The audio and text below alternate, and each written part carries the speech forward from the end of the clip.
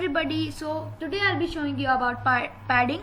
So in the last video I showed you about margin. So margin just basically is a tag, like it just moves your element from one place to another, but you also need to keep in mind that the margin takes from the current element. Suppose when I used this for this margin in the last video, it was taking from this page, but now I used margin for this and it is taking from this red element, not from the page. So it takes from its current element. Now at padding, so padding just basically creates a frame inside your element.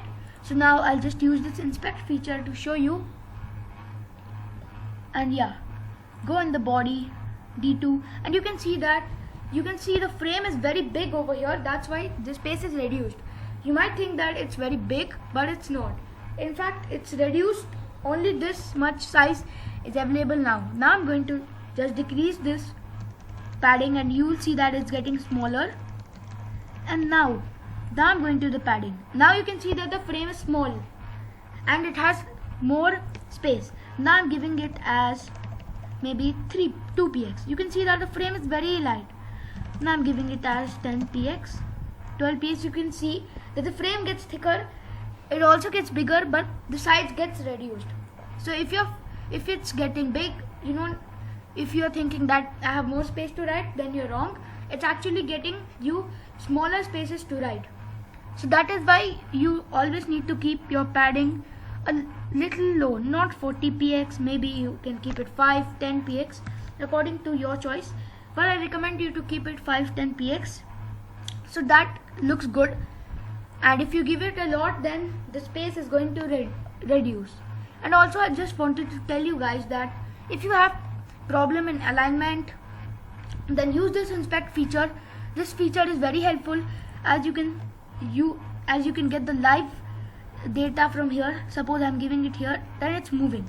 Now if I want it to be in the center, so I'll just press this. If you want it to increase, press your up arrow key. If you want to decrease, then press your down arrow key. I want it to center. Then you can see that it fits perfectly 50%, not 50. I'm just going to give it 50, just 52. So you can take the data from here and insert it, and you don't need to give it like before. You used to just give it 52, then try 60. So you will get the accurate value from here. And also if you don't like this, go to this customize and control. Here are many options. Suppose click on this and this will bring your inspect feature down. If you don't want it that way, you can get it over left here, and you can just get it in a separate window. So that will show you in a separate window. So now if you click inspect, it will not open over here. It's going to open in another window. You don't want this, just select it to dock bottom. Dock bottom is the best, but if you like the browser feature, you can use that as well. And you can use left and right also.